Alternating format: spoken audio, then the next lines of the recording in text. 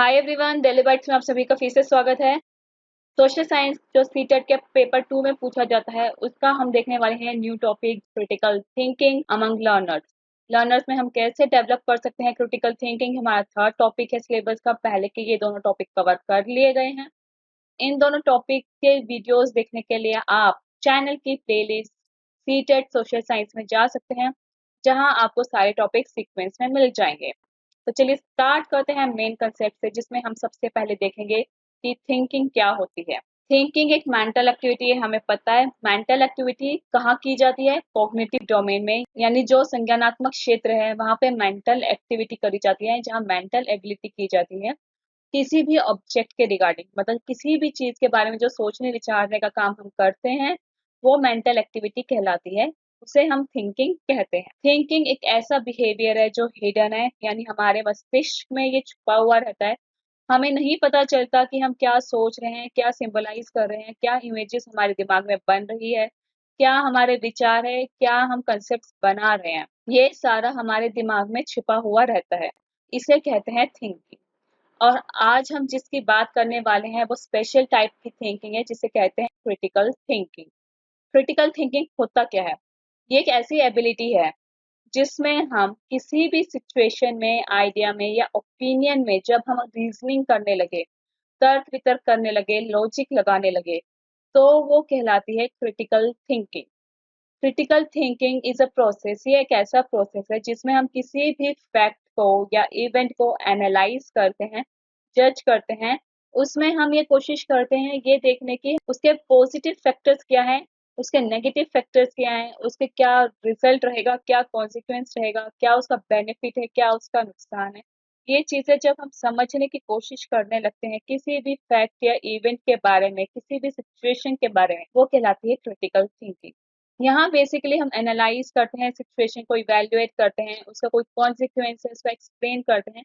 ये चीजें वहाँ हम सोचने की कोशिश करते हैं। और जो लोग अक्सर क्रिटिकली सोचते हैं, यानी वो पॉजिटिव नेगेटिव एस्पेक्ट्स दोनों देखते हैं, तो वो रैशनली, रीजनली और एम्पैथेटिकली जीने का प्रयास करते हैं।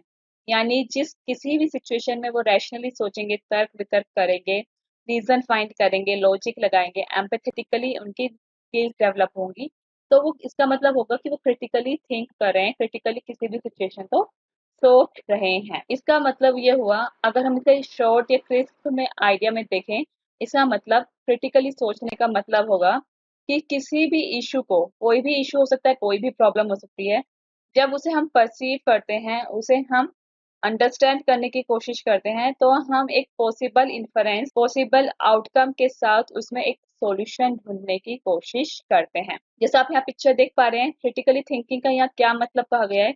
किसी भी प्रॉब्लम के बारे में सोचना, तर्क वितर्क करना, पॉजिटिव नेगेटिव फैक्टर्स देखना, फिर जो हम चीजें देखते हैं, सोचते हैं, समझते हैं, उसके बेसिस पे कोई कंक्लूजन ड्रॉ आउट करना, वो कहलाता है क्रिटिकल थिंकिंग। सोशल साइंस में क्रिटिकल थिंकिंग की क्या जरूरत है, या फिर बच्चों को क्रिटिकल थिंकिंग क्यों डेवलप करवाई जाए?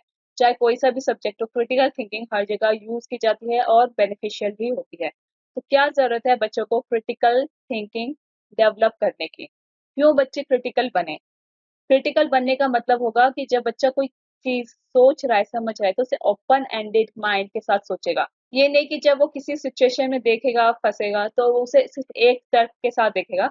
उसे वो ओपन माइंडेडली एक्सेप्ट करेगा और उसमें सारे इश्यूज को देखने की, सारे पॉसिबल आउटकम्स देखने की कोशिश करेगा। डिफरेंट पॉइंट ऑफ व्यूज को जानना, जैसे कक्षा में अक्सर टीचर डिस्कशन, डिबेट जैसे टॉपिक जो करवाती है, उसमें हर बच्चा अपने पॉइंट ऑफ व्यू देता है। तो जो बच्चा क्रिटिकल थिंकिंग करता होगा, जो क्रिटिकली एनालाइज करता होगा किसी भी चीज को, तो वो अलग अलग पॉइंट ऑफ व्यूज को देखेगा, समझेगा, उन्हें अप्रिशिएट करेगा।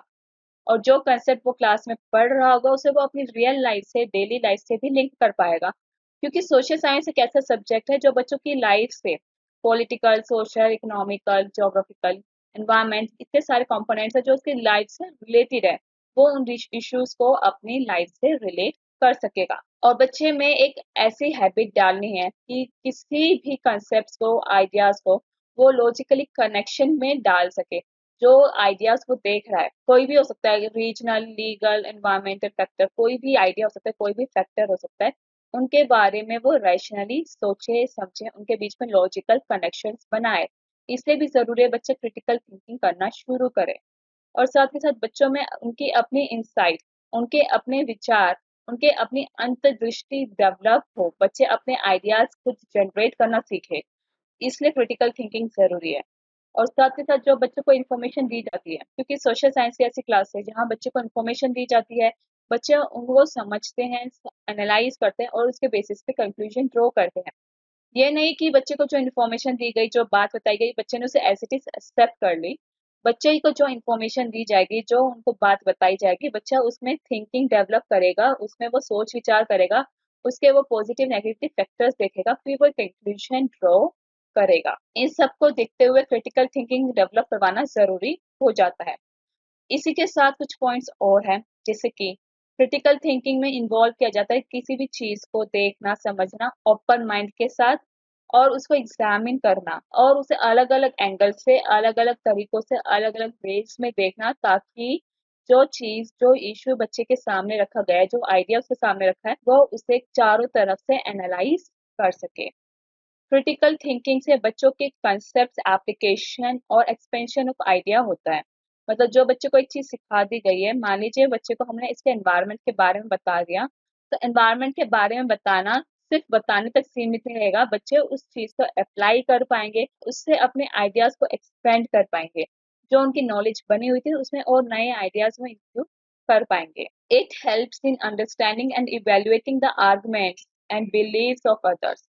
बाकी लोग, जैसे हर किसी व्यक्ति का अलग रीजन है, अलग कल्चर है, अलग बैकग्राउंड है, अलग कस्टम्स हैं, तो ये जो बिलीव्स हैं, इनके बीच क्या रिलेशन है, किस तरीके से हमारे विचार बाकी लोगों के विचार से अलग है, इन चीजों को बच्चा समझना और इवेल्युएट करना शुरू कर देता है जब उसकी क्रिटिकल थिंकिंग डेवलप हो रही होती है। तो अभी हमने देखा कि बच्चों को क्रिटिकल थिंकिंग की क्यों जरूरत है। अब एज अ टीचर हम क्या कर सकते हैं कि बच्चे में हम क्रिटिकल थिंकिंग डेवलप करवा सके। वैसे तो सोशल साइंस अपने आप में एक ऐसा सब्जेक्ट है जो बच्चों को कहीं ना कहीं, किसी ना किसी तरीके से क्रिटिकल थिंकिंग डेवलप करने में हेल्प करेगा। लेकिन कुछ ऐसी एक्टिविटीज भी हैं जो मैंने यहाँ मेंशन की है। इन एक्टिविटीज के जरिए भी हम स्पेसिफिकली क्रिटिकल थिंकिंग पे फोकस करते हुए बच्चों की ये स्किल्स डेवलप कर सकते हैं। जैसे है project based learning. Project based learning में हम कुछ भी करवा सकते हैं, जैसे सर्वे करवा लिया, बच्चों को कुछ रिसर्च वर्क दे दिया, जिसके बेसिस से बच्चा जो कंसेप्ट पढ़ेगा, समझेगा, उसमें वो आइडियाज अपने जनरेट कर पाएगा, उसमें वो क्रिटिकल थिंकिंग अप्लाई कर पाएगा। देन रियल लाइफ के साथ लिंक करना, क्योंकि सोशल साइंस का हर एक कंपोनेंट ऐसा है जो रियल लाइफ से लिंक किया जाता है। तो बच्चे जब वो क्लास में पढ़ रहे हैं, उसे वो रियल लाइफ से लिंक कर पाए, तो हम उसे सही मायने में क्रिटिकल थिंकिंग डेवलप हो रही है कह पाएंगे। बच्चों को फ्रीडम दे कि जो कंसेप्ट वो पढ़ रहे हैं, वो अपनी आज़ादी से उसे समझ सके, याद कर सके, एनालाइज कर सके। उनको डिस्कशन का मौका दें। सोशल साइंस में तो हर जगह डिस्कशन किया जा सकता है, पॉलिटिकल, सोशल, एनवायरमेंट, बहुत सारे लेवल से, जिसपे बच्चों को हम इंकरेज कर सकते हैं कि वो अपने आइडियाज डिस्कशन के जरिए प्रेजेंट करें।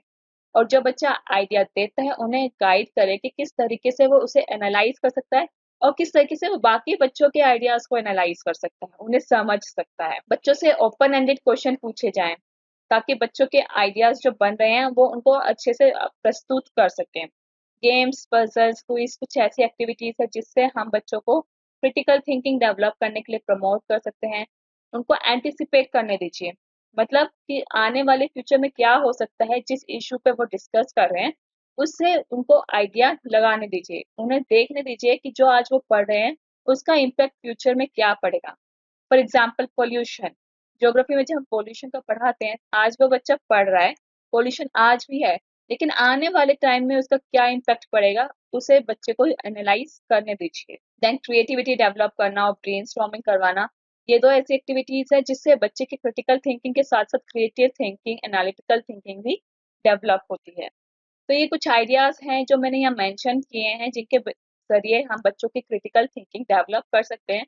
बट ये आइडियाज लिमिटेड नहीं है, इसके अलावा और भी आइडियाज हैं जिन्हें आप एड ऑन कर सकते हैं। और क्रिटिकल थिंकिंग के बेस पे किस तरीके के क्वेश्चन पेपर में आते हैं, ये देखने के लिए आप हमारी ऑफिशियल वेबसाइट www.dalibytes.in पर जा सकते हैं, जहां आपको सीटेट के previous paper, mock test, topic wise mock test और सैंपल पेपर्स मिलेंगे। इनकी प्रैक्टिस करके आप अपनी परफॉर्मेंस बूस्ट कर सकते हैं। इस लेक्चर में भी मैंने कुछ क्वेश्चंस लिए जिससे आपको आइडिया मिल जाएगा कि किस तरीके के क्वेश्चंस पेपर में आए हुए हैं।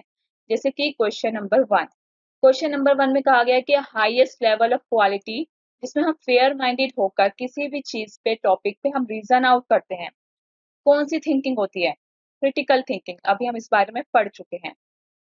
इसके बाद है, यहाँ दो स्टेटमेंट्स दिए गए हैं, हमें इन्हें बताना है कि ट्रू है फॉल्स है, दोनों ट्रू है ये दोनों फॉल्स है। इसमें सबसे पहले कहा गया है कि क्रिटिकल थिंकिंग से हम बच्चों की जो कंसेप्ट बिल्डिंग है, एप्लीकेशन है, एक्सपेंशन ऑफ आइडियाज है, उसको प्रमोट करते हैं। ये वाला स्टेटमेंट ट्रू है, अभी हम देख चुके हैं। नेक्स्ट स्टेटमेंट ये कहता है कि क्रिटिकल थिंकिंग से हम बच्चों के आर्गुमेंट्स और बिलीव्स को डेवलप नहीं करते हैं, ये गलत है। हमने पढ़ा है कि बच्चे दूसरों के आइडियाज बिलीव्स को समझना शुरू करता है जब वो क्रिटिकल थिंकिंग करता है। इसका मतलब स्टेटमेंट ए ट्रू है, स्टेटमेंट बी फॉल्स है, यानी ऑप्शन 1 करेक्ट हुआ। नेक्स्ट क्वेश्चन, बच्चे को क्रिटिकल क्यों होना चाहिए? यहाँ 4 ऑप्शन दिए गए, इनमें से कौन सा ऑप्शन ट्रू है? ताकि बच्चा निंदनीय वाक्यों को ध्यान में रख सके या किसी भी चीज की वो निंदा कर सके, या बच्चा सोसाइटी में अपना स्टेटस मेंटेन कर सके, या जो इशू बच्चा पढ़ रहा है क्लास में उसे अपनी रियल लाइफ से लिंक कर सके, या बच्चा यूनिफॉर्म और होमोजीनियस पर्सपेक्टिव को, यानी एक समान आइडिया जो पर्सपेक्शन बनता है उसको अप्रिशिएट कर सके। तो ऑप्शन 3 करेक्ट है, जो हमने पढ़ा भी है कि जो टॉपिक बच्चा क्लास में पढ़ता है उसे वो रियल लाइफ से लिंक कर सके। तो अभी के लिए इतना ही। बने रहिए हमारे साथ व्हाट्सएप, फेसबुक, इंस्टाग्राम, टेलीग्राम पे। इनके लिंक्स आपको डिस्क्रिप्शन बॉक्स में मिल जाएंगे। Thank you, have a nice day, stay blessed, stay tuned. Comment करना ना भूले, सब्सक्राइब करना ना भूले।